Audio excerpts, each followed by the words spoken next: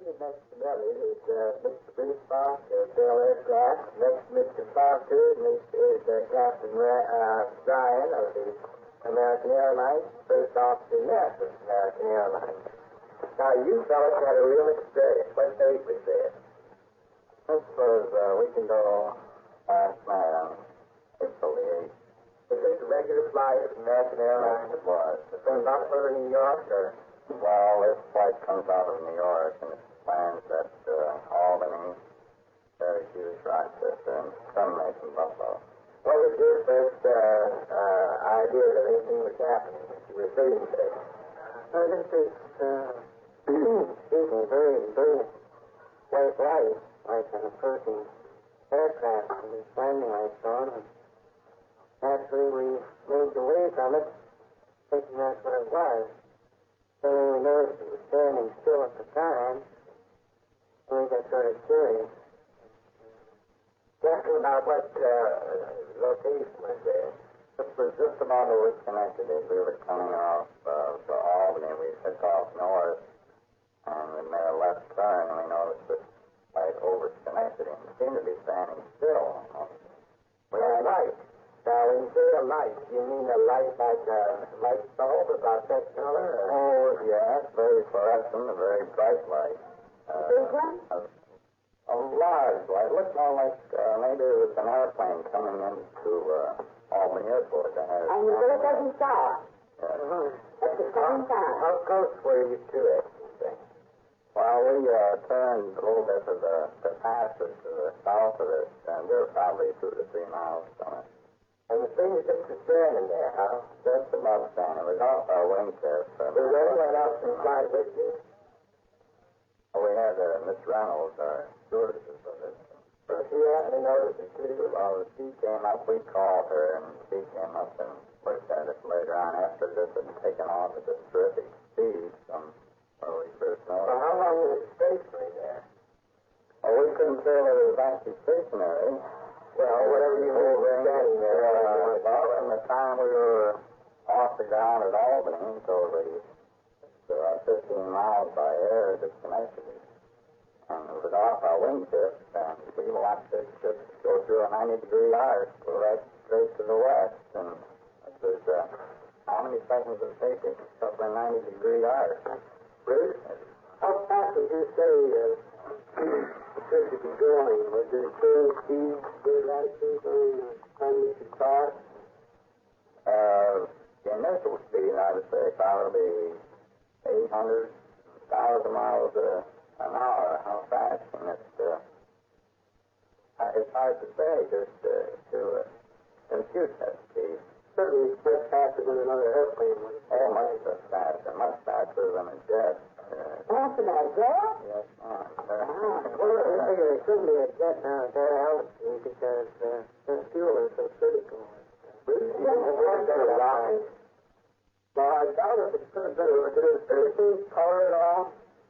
Yes, it did. It changed color after it got to the west of us, probably 8 to 10 miles. It appeared to. The light went out. That's what had Bill and I concerned. It went out momentarily, and we knew there was something up there. And now here we are with lower passengers, something on our course up ahead. And what are we going to do? So we watched this where the light went out, and this orange object came on. This orange light. Did you break back at it? No, we didn't. Well, what do you have to do, Captain? Well, we looked at one another a little bit amazed, so we decided we'd call the Griffith Air Force Base. And all since they had the radar on. So it's on a Saturday night. I guess not very many people are home at an Air Force Base. And they didn't have it on. It's taken 30 minutes to energize it. Do they not usually have those on all the time? I assume they did. I thought they did, but Maybe we better not get into that discussion. probably not. We get a little bit off the track on that. So they asked us to keep it private, and we did. And we kept pointing out our location. And as we told them where we were, we turned all our lights on. They asked us to turn them off, and they could see us. And then they asked us if object you see, orange in color. He said it was. They said, we have after it turned orange then. Yes. Yeah, they said, well, we have a definite silhouette in sight south of the field. Now, those fellows are observers who were in a tower. They said that they could see a silhouette. Now, would they be looking with the eye? On those eyes, What kind of a silhouette do we see? A silhouette of light?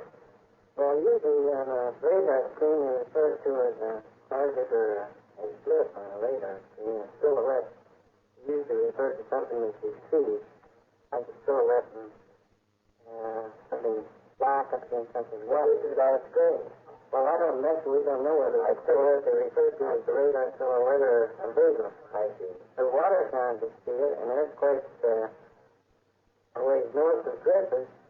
And Albany saw it, and two men in the tower at Albany, one a Air Force man and one a CA man.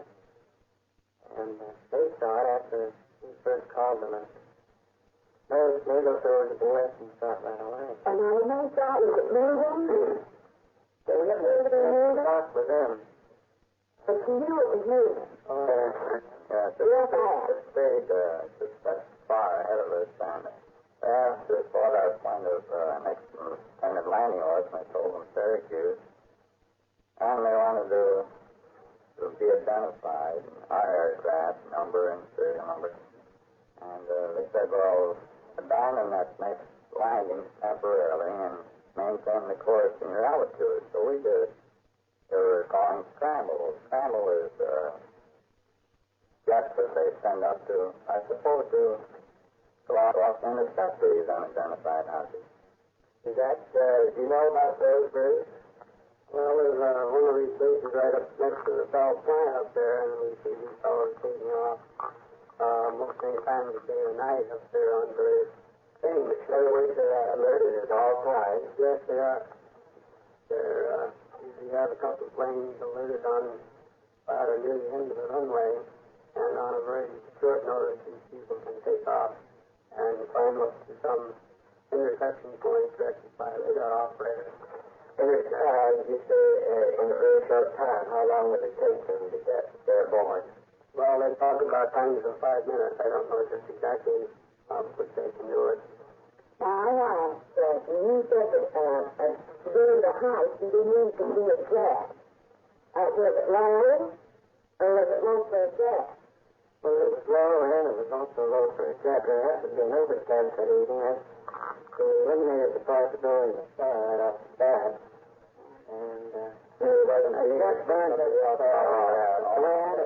jet burns at 3 to 4 times the amount of fuel at a lower altitude than it does at a higher altitude.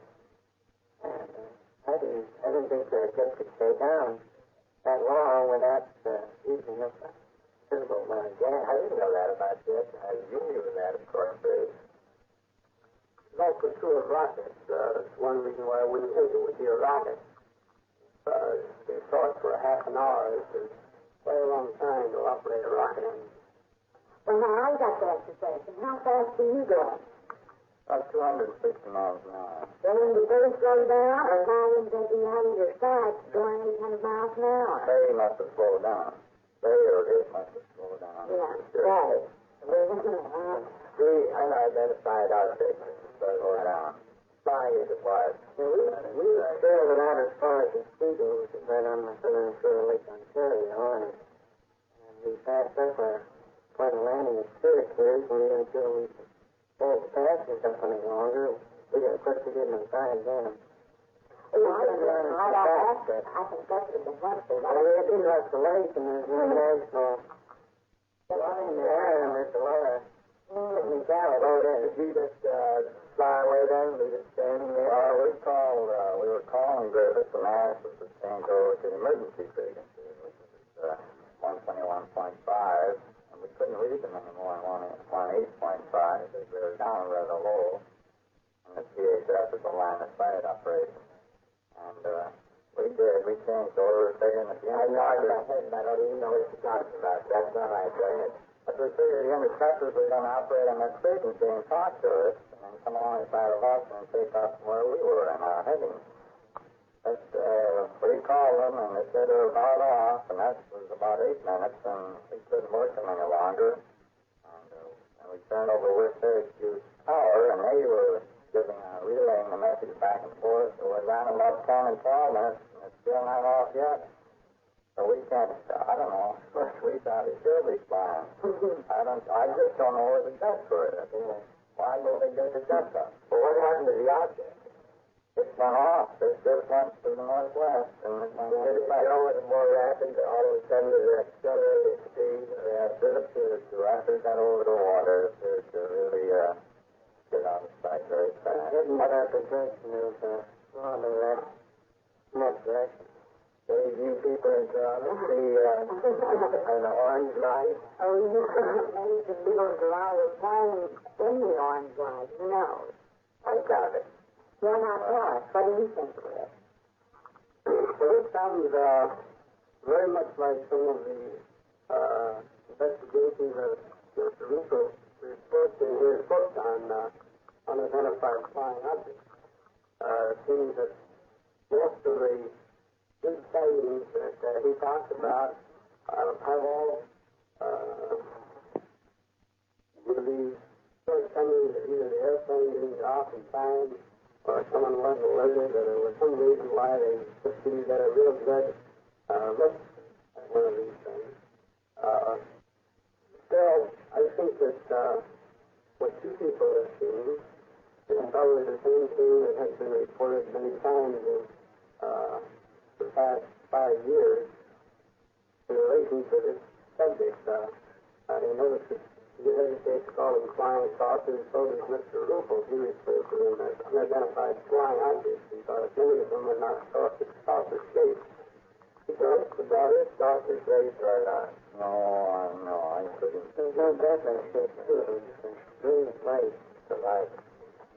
He talked about 3 different general types. One is a pointed light, much as what you appear to have seen, and another is a cigar-shaped light, and the third is a sort of a glob or greenish light. Did this at any time appear to be green?